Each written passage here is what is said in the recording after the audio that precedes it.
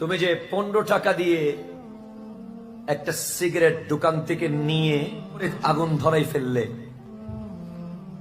ওই সিগারেট যে ধোঁয়া জ্বলতেছে, তোমার প্রতিবেশী এমনও আছে তোমার পরিচিত, যেই প্রতিবেশীর ঘরের মানুষ সন্তানেরা পেট ভরে কখন খেয়েছে নিজেও জানে না।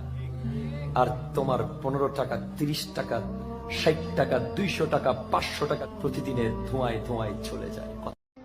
তুমি যে 15 টাকা দিয়ে একটা সিগারেট দোকান থেকে নিয়ে আগুন ধরাই ফেললে, ওই সিগারেট যে ধোঁয়া জ্বলতেছে, তোমার প্রতিবেশী এমনও আছে তোমার পরিচিত, যেই প্রতিবেশীর ঘরের মানুষ সন্তানেরা পেট ভরে কখন খেয়েছে নিজেও জানে না। আর তোমার 15 টাকা, 30 টাকা, 60 টাকা, 200 টাকা, 500 টাকা প্রতিদিনের ধোঁয়ায় ধোঁয়ায় চলে যায়।